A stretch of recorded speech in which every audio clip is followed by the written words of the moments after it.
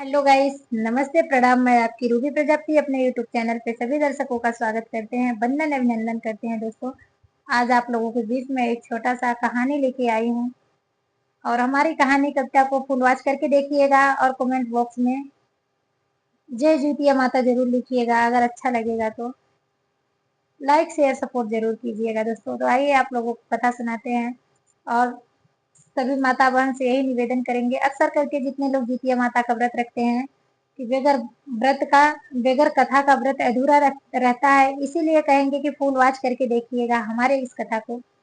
तो आइए सुनाते हैं कथा। एक गांव में एक बहुत बड़ा राजा रहे।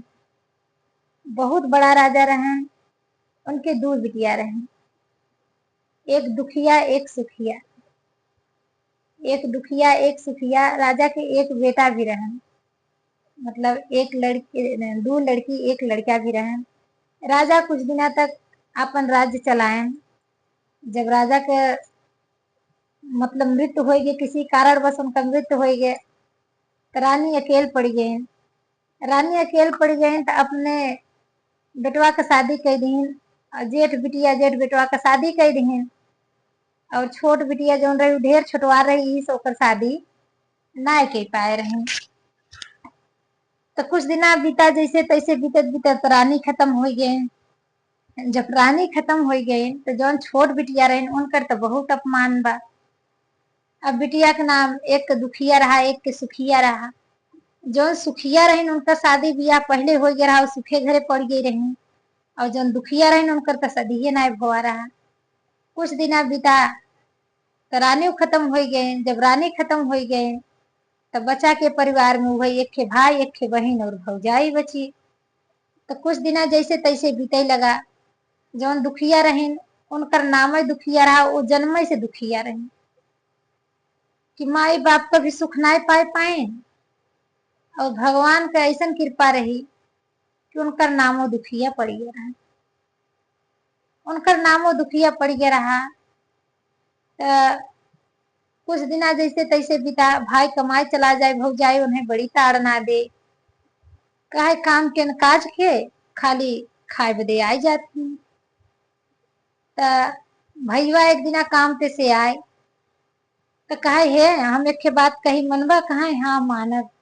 कहा काहे कि न मान, कहा ऐसा करा तू अपने बहनी के घर दुआर देख के ले जा, तो शादी ब्याह कर देख को काम धंधा करती ना, भर दिन इधर से उधर खाली घूमत रहती। कहा ऐसे कैसे कह दे शादी, जब उनके योग्य के लड़कियां मिली है तब न शादी ब्याह कर। कहा नहीं, अभी तक तो तू शांत होकर बैठा रहा, जब लड़कियां हेरब तब न लड़कियां मिले जा। चाहे लंगड़ा मिले, चाहे लूजा मिले, चाहे ऑफिसर मिले, जे मिले। वैसे भी यहाँ दुखिया के, यहाँ गंवारे के राजा उठा मिली है। तो ऐसे पागल बीगल लंगड़ा लूज मिली है, जैसे मिले वैसे तू ले जाए कर शादी करे। तो भैया बड़ा दुखित भन मन में सोचे लागे, एक ओरी मेहरारू बा, एक ओरी बहिन बा, के छोड़ी और के पकड़ी। माई सहेज के गए रहे कि भैया जब से हम जियब तब से तो कोनो बात ना है। बाबू जब से जियत रहन तब से तहा सबका तो ढेर कुछ के हैं, लेकिन बाप के मरे के बाद इन्हें दुख जिन दे जा। भैया तहा में कार मारे लिए रहन कि नाही कोनो दुख न देवे, कोनो दुख न देवे इन्हें, जैसन होए हम सब संभार ले, तू एक टेंशन जिन ले। लेकिन मेहरारू को कहे में आए के भैया गहन लड़कियां हे रहे। जब लड़कियां हे रही जात रहन तो रास्ते में एक साधु बाबा मिलन, तो साधु से कहें कि बाबा हो, हम जहाँ जाते हमार छोट बहन दुखिया है, कहीं जात है उन्हें देखे भी तो उनके नसीब में लंगड़े लूजा मिले था, उनकर बर लंगड़े लूजा मिले था। तो बतावा एक कोनो उपाय कि लंगड़ा लूजा न मिले, अच्छा घर बर मिले, अच्छे घर बर में शादी करी उनकर। तो बाबा जी कहन ऐसा करे कि तू जा उन्हीं की यहाँ तू शादी, उन्हीं के साथे शादी कर, जवन लंगड़ा लूजा बाहन उन्हीं के साथे तू शादी कर दे और उनके उन्हीं के साथे विदाई के। कहे ठीक बा। आन भाई राम मुड़ मुड़ कह की परम कहे औरत उनकर पूछे लगिन कहो कैसन मुड़ मुड़ कह की परा है कहा जहाँ जात है नहीं लंगड़े लूजा नसीब में मिले तन कहे हाँ हाँ और का जानत है। इतना बढ़िया कर्म बनाए रही होती तो जन्मत माई बाप के खाई जाती। इतना नगद करतब बनाए रही होती तो इनके नसीब में लंगड़ा लूजा मिलते लाई जा बढ़िया बा इनकर लंगड़े लूजे लाए बटबे की भौजाई की जनता ही हो भौजी जहरे के गांठ ही की। लेकिन भाई करे जा कहाँ माने वाला बा। लेकिन भाई का करें जब उनके नसीब में वही लिखा बा। भाई कई देहन लंगड़ा लूजा के साथे शादी शादी कई देहन भौजाई की कहे मेहरी की कहे में आए के दुखिया का कहो खबर ले आए गए। धीरे धीरे कुछ दिना बीता घर मकान बनवान भाई तो बकरी की बड़ी भारी होम खाने सबके न्योता देहन सबके बोलान लेकिन दुखिया घरे न्योता लेके ना आए ज्ञान। दुखिया घरे न्योता लेके ना आए ज्ञान।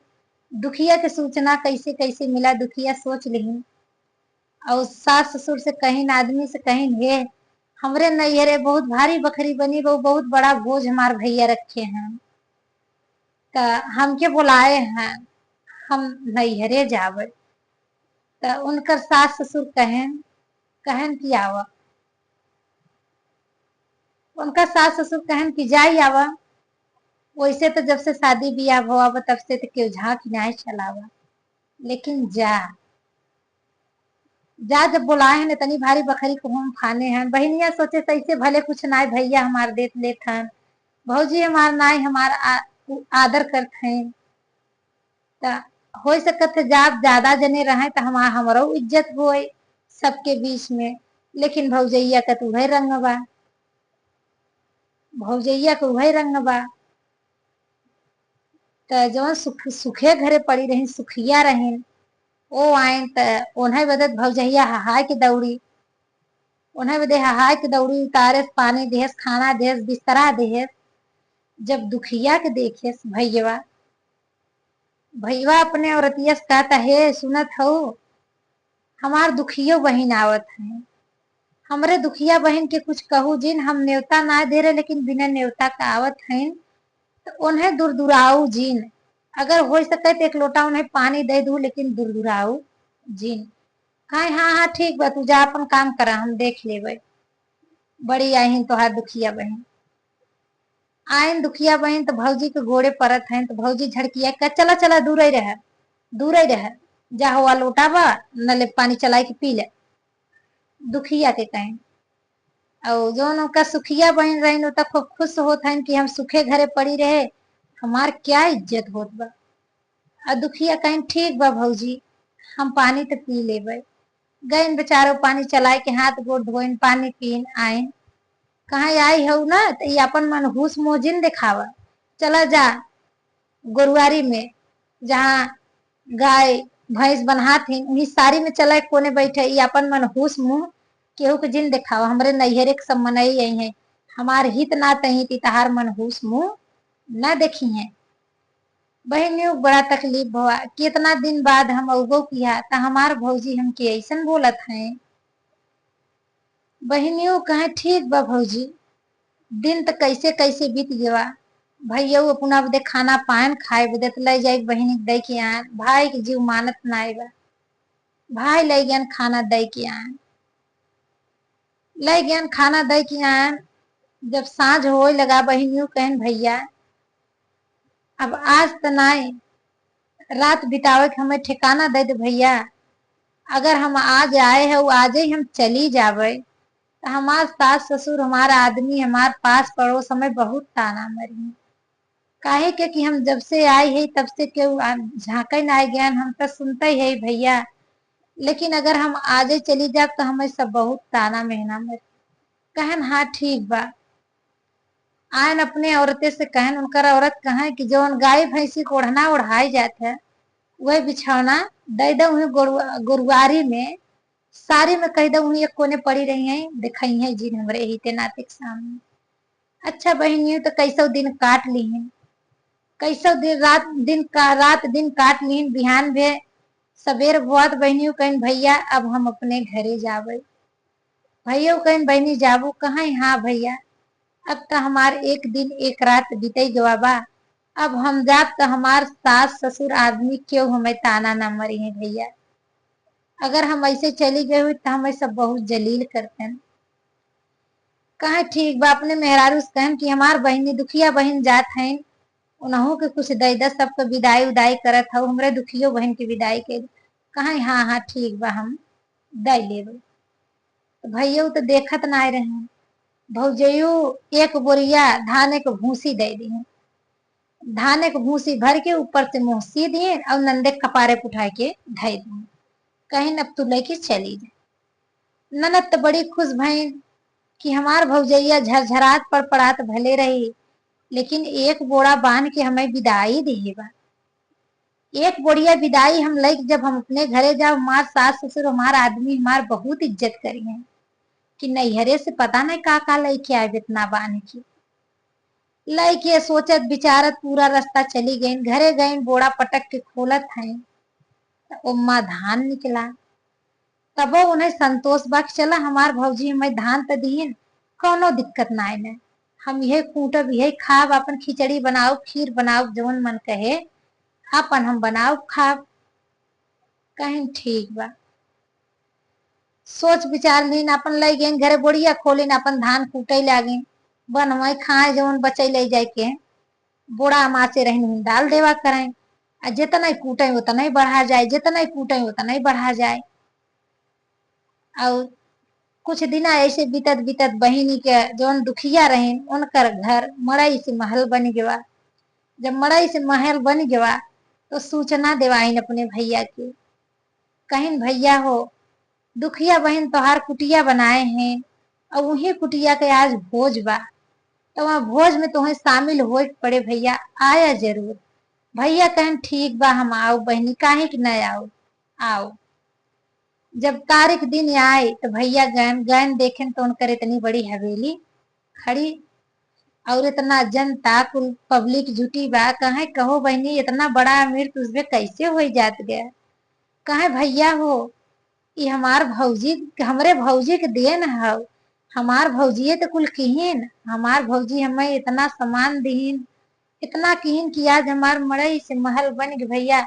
आज तोहार सबका आशीर्वाद रहा कि हम इतना आगे बढ़ गए, नहीं तो हम कहाँ हमरे औकात रहा।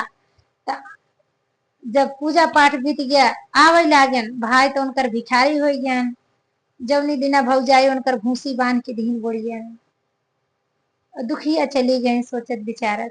भौजाई कहे भले चले गई का देखा था कि हम का दे, उन्हें भूसी भर के दे दिन उतना खुश हो कि लाइक चली गई अमीर हो गई।